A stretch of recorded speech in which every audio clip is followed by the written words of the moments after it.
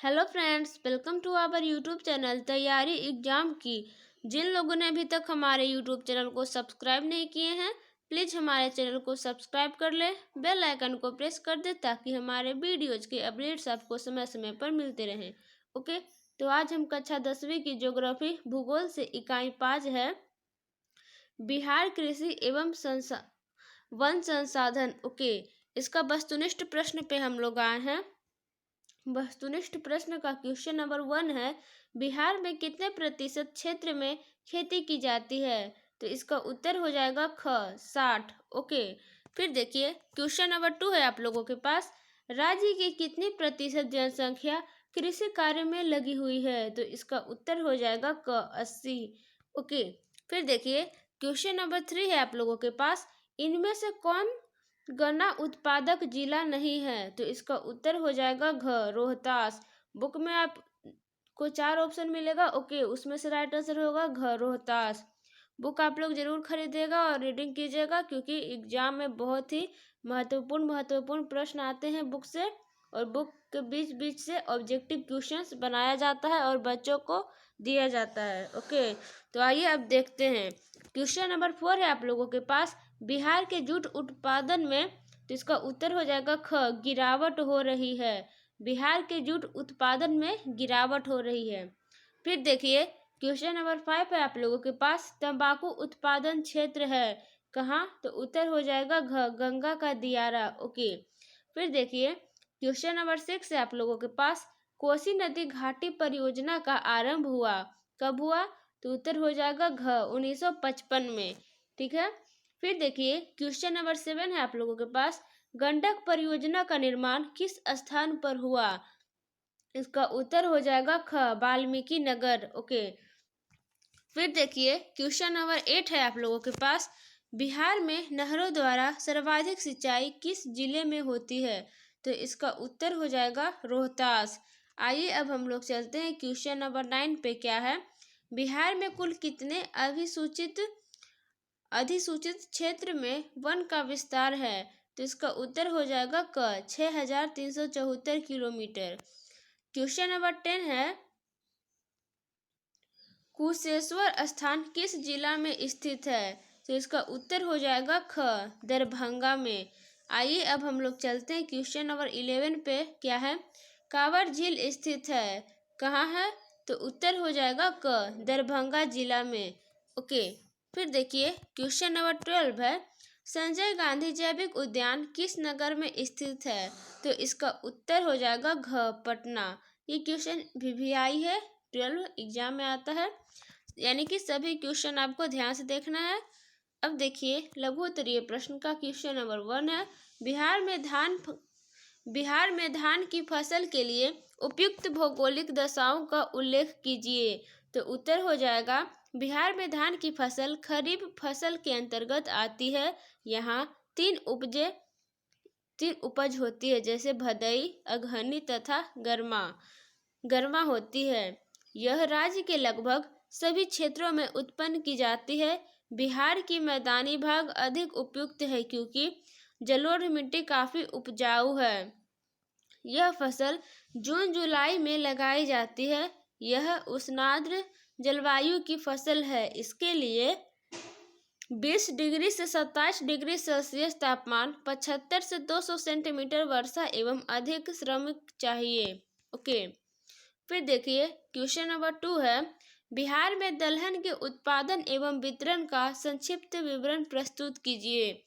तो उत्तर हो जाएगा, बिहार के दलहन फसलों में चना, मसूर, खेसारी, मटर रबी दलहन की फसलें हैं, जबकि अरहर और मूंग खरीफ दलहन की फसलें हैं। 2006 से 7 ईस्वी में बिहार में रबी दलहन की खेती 5,19,6 हजार हेक्टेयर भूमि में की गई तथा खरीफ दलहन की खेती 87,26 हजार हेक्टेयर भूमि में की गई तथा खरीफ दलहन की खेती 87,26 हजार हेक्टेयर क्षेत्र में किया गया। ठीक है, फिर देखिए दलहन उत्पादन में पटना जिला का स्थान बिहार में सबसे आगे है, जबकि औरंगाबाद और कैमूर जिले क्रमशः दूसरे और तीसरे स्थान पर हैं। अब आइए हम लोग चलते हैं क्वेश्चन नंबर 3 पे, क्या है जो कि VVI क्वेश्चन है। कृषि बिहार की अर्थव्यवस्था की रीढ़ है, इस कथन की व्याख्या कीजिए। तो इसका उत्तर हो जाएगा, एग्जाम में ये क्वेश्चन आता है इस टाइप का, तो इसको आप लोग को ध्यान से देखना है। उत्तर हो जाएगा, बिहार एक कृषि प्रधान राज्य है, यहाँ की 80% आबादी कृषि पर निर्भर है। झारखंड के अलग हो जाने के बाद बिहार के लोगों के लिए कृषि का महत्व बढ़ रहा है।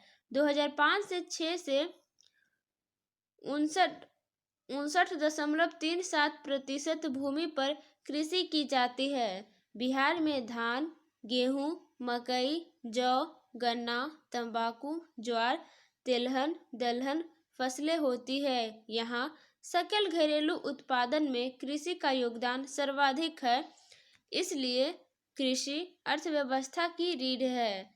ओके, फिर आइए अब हम चलते हैं क्वेश्चन नंबर 4 पे, क्या है 4 है आप लोगों के पास, नदी घाटी परियोजनाओं के मुख्य उद्देश्यों को लिखें। तो इसका उत्तर हो जाएगा, अपार जल संसाधन के उपयोग के लिए बाढ़ की विभीषिका, सूखे की प्रचंडता को देखते हुए बिहार में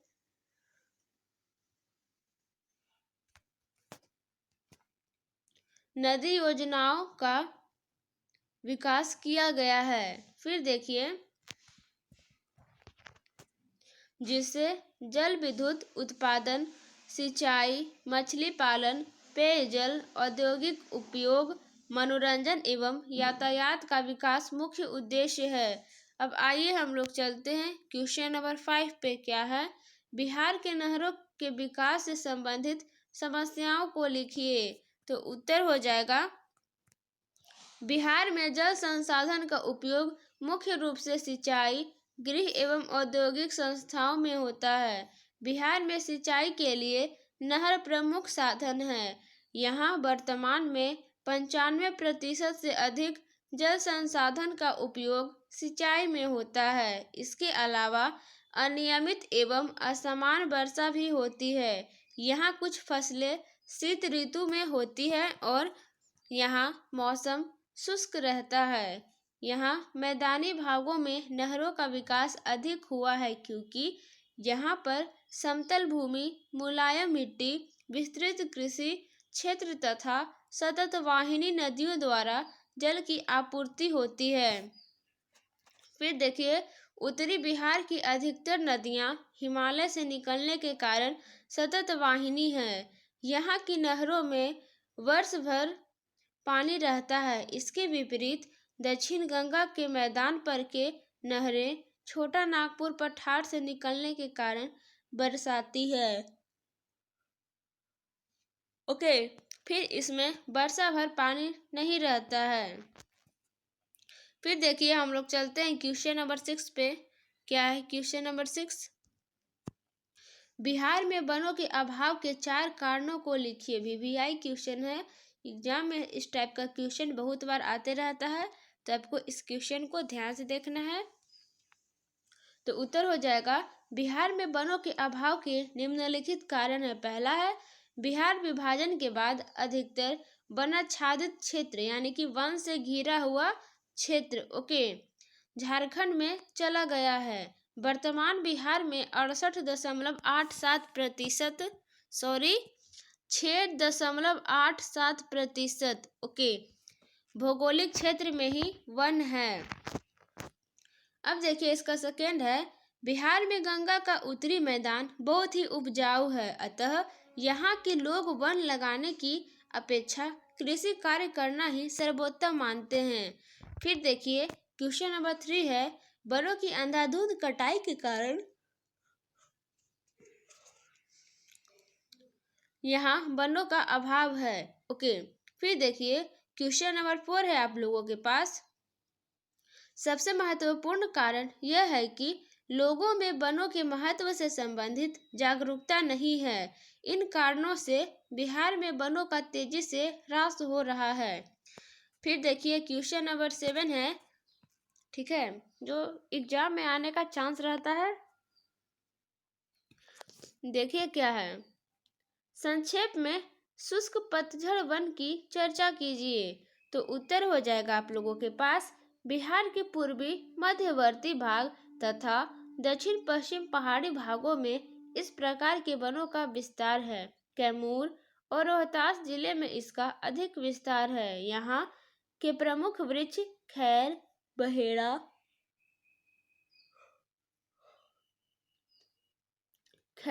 बहेड़ा, पलास, महुआ, अमलतास, शीशम, नीम, हर्रे आदि है। ठीक है, फिर देखिए क्वेश्चन नंबर 8 है आप लोगों के पास, बिहार में ऐसे जिलों का नाम लिखिए जहां वन विस्तार 1% से भी कम है। तो उत्तर हो जाएगा बिहार राज्य में वन क्षेत्र का प्रतिशत है पटना 0.01%। फिर देखिए नालंदा का 0.75%, जहानाबाद है 0.10%, पूर्वी चंपारण का 0.02% और खगड़िया का 0.01% और पूर्णिया का है 0.02%। फिर किशनगंज का है 0.06% और अररिया का है 0.13% और कटिहार का है 0.09% और वनों का विस्तार है। ठीक है, अब देखिए क्वेश्चन नंबर 9 है, बिहार में स्थित राष्ट्रीय उद्यान एवं अभयारण्यों की संख्या बताएं और 2 अभयारण्यों की चर्चा करें। तो इसका उत्तर हो जाएगा बिहार राज्य में 14 अभयारण्य एवं 1 राष्ट्रीय उद्यान है, जिसके अंतर्गत कुल 264.41 हेक्टेयर भूमि है। ओके, कांवर झील बेगूसराय के अंतर्गत, ध्यान रखिएगा कांवर झील किसके अंतर्गत आता है, तो बेगूसराय एग्जाम में आता है। तो कांवर झील बेगूसराय के अंतर्गत मंझौल अनुमंडल में 2500 एकड़ पर फैला कांवर झील वन जीवों के संरक्षण के लिए प्रसिद्ध है। कांवर झील प्रवासी पक्षियों का प्रमुख पड़ाव है। प्रसिद्ध पक्षी वैज्ञानिक डॉक्टर सलीम अली ने इसे पक्षियों का स्वर्ग कहा था। किसे? कांवर झील को डॉक्टर सलीम अली ने पक्षियों का स्वर्ग कहा था। कांवर झील में 300 प्रजातियों के पक्षियों का अध्ययन एक साथ संभव है। दरभंगा जिला में कुशेश्वर स्थान पर वन्य जीवों अभयारण्य थे, वन्य जीवों के संरक्षण के लिए प्रसिद्ध है। कुशेश्वर में पहले बड़ी संख्या में प्रवासी पक्षियों को फंसाया जाता था, यानी कि फंसाया जाता था, लेकिन जन जागरण के कारण अब यहाँ पर किसी भी प्रकार शिकार करना पूर्णतः वर्जित है। ओके, वर्जित है। फिर देखिए अब हम लोग चलते हैं दीर्घोत्तरीय प्रश्न पे। क्या है का क्वेश्चन नंबर 1 है, बिहार की कृषि की समस्याओं पर विस्तार से चर्चा कीजिए। उत्तर हो जाएगा बिहार की 90% आबादी गांव में रहती है और 80% जनसंख्या कृषि पर आश्रित है। इसके बावजूद यहाँ का प्रति हेक्टेयर उत्पादन अन्य राज्यों की अपेक्षा कम है। यहाँ राज्य कृषि संबंधी अनेक समस्याओं से जूझ रहा है। ठीक है,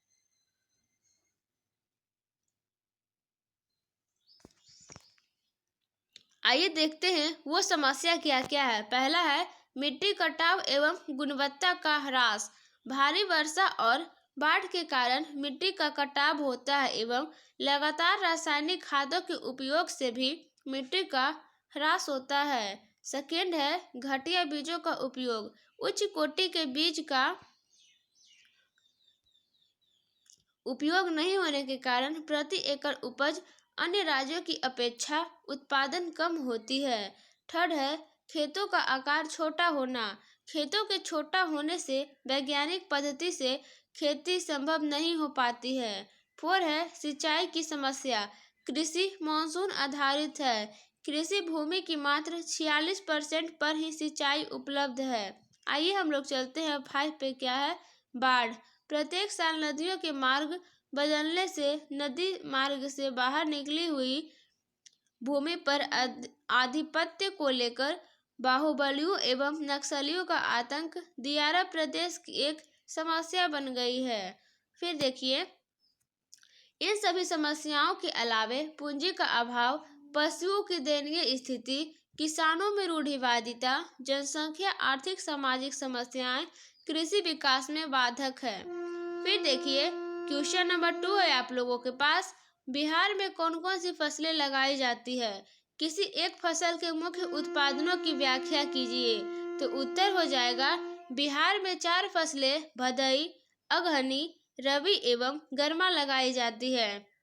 तो बोल रहा है किसी एक फसल का व्याख्या करने के लिए। ओके, लेकिन हम सब के बारे में थोड़ा थोड़ा बता देते हैं। देखिए भदई धान, ज्वार, बाजरा, मकई के अलावे जूट एवं सब्जी की खेती होती है। इसकी खेती जून से होती है एवं अगस्त सितंबर में काट कर ली जाती है। फिर सेकेंड है आप लोगों के पास अगहनी। बिहार की आधी से अधिक कृषिगत भूमि पर अगहनी फसल लगाई जाती है। यह फसल जून से अगस्त तक लगाई जाती है और नवंबर दिसंबर में काट ली जाती है। धान, बाजरा, अरहर, गन्ना प्रमुख फसल है। ठीक है। फिर देखिए क्वेश्चन नंबर 3 क्या है, रबी। इस फसल में अक्टूबर नवंबर के मध्य लगाया जाता है एवं अप्रैल में काट लिया जाता है। गेहूं, जौ,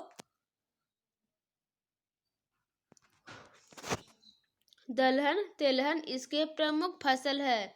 फिर आइए हम लोग देखते हैं क्वेश्चन नंबर 4 पे, गर्मा। इस फसल को गर्मी की ऋतु में लगाया जाता है। इसमें गर्मा धान, ग्रीष्मकालीन सब्जियां उगाई जाती है।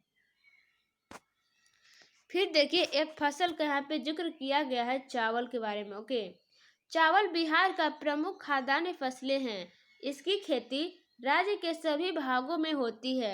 2006 से 7 में 33.54 लाख हेक्टेयर भूमि पर 50 लाख टन धान का उत्पादन हुआ। ठीक है।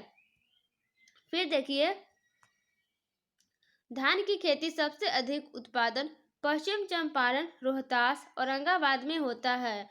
इन तीनों राज्य क्रमशः सबसे अधिक चावल उत्पादन करते हैं, लेकिन क्षेत्रफल की दृष्टि से रोहतास प्रथम है। इसके अलावे पूर्वी चंपारण, मधुबनी आदि। फिर देखिए क्वेश्चन नंबर 3 है दीर्घोत्तरीय प्रश्न का आप लोगों के पास, बिहार की मुख्य नदी घाटी परियोजनाओं का नाम बताएं एवं सोन अथवा कोसी परियोजना के महत्व पर प्रकाश डालें। तो इसका उत्तर हो जाएगा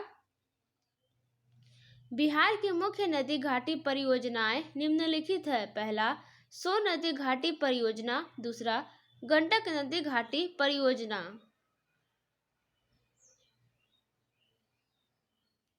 तीसरा है कोसी नदी घाटी परियोजना।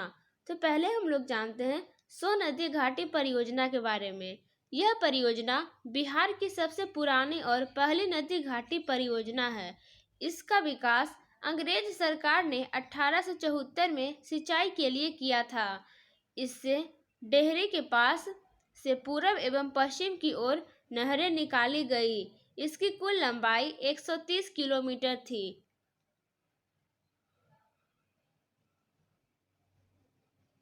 इस नहर से पटना एवं गया जिले कई नहरों की कई शाखाएं और उपशाखाएं विकसित की गई, जिससे औरंगाबाद, भोजपुर, बक्सर, रोहतास जिलों की भूमि का सिंचाई की जाती है और अब कुल 4.5 लाख हेक्टेयर भूमि की सिंचाई की जाती है। इस परियोजना से सूखा प्रभावित क्षेत्र को सिंचाई की सुविधा प्राप्त होने से बिहार का दक्षिणी क्षेत्र का प्रति हेक्टेयर उत्पादन काफी बढ़ गया है। चावल की अधिक खेती होने लगी है। इस कारण से इस क्षेत्र को बिहार का चावल का कटोरा, राइस बाउल ऑफ बिहार कहते हैं। फिर देखिए आगे, इस बहुउद्देशीय परियोजना के अंतर्गत जल विद्युत उत्पादन के लिए शक्ति गृहों की स्थापना की गई है। पश्चिमी नहर पर डेहरी के पास 6.6 मेगावाट उत्पादन क्षमता का शक्ति गृह स्थापित है। इसी प्रकार पूर्वी नहर शाखा पर बारून नामक स्थान पर 3.3 मेगावाट क्षमता का शक्ति गृह निर्माण किया गया है। इस परियोजना के नवीनीकरण पर विचार किया जा रहा है। सोन नदी पर इंद्रपुरी के पास एक बांध के निर्माण का प्रस्ताव भी है और 450 मेगावाट पनबिजली उत्पादन का लक्ष्य है। ओके, फिर आइए हम लोग देखते हैं क्वेश्चन नंबर 4 पे क्या है। 4 है आप लोगों के पास, जो कि VVI क्वेश्चन है। बिहार में वन्य जीवों के संरक्षण पर विस्तार से चर्चा कीजिए। हाईलाइटेड क्वेश्चन है, ध्यान से देखेंगे आप लोग।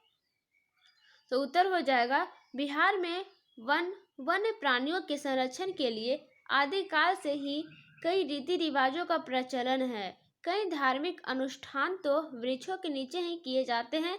कई ऐसे आंचलिक त्योहार भी हैं जो वृक्षों से संबंधित है। इस राज्य में परंपरागत रूप से वट, पीपल, आंवला और तुलसी के पेड़ पौधों की पूजा की जाती है। हमारे यहाँ चींटी से लेकर सांप जैसे विषैले जंतु को भोजन दिया जाता है और पूजा की जाती है। पक्षियों को भी दाने देने का प्रचलन है। फिर देखिए, साथ ही राष्ट्रीय एवं राज्य स्तर पर वन्य प्राणियों के संरक्षण के लिए कई कार्यक्रम चलाए जा रहे हैं। यहाँ 14 अभयारण्य एवं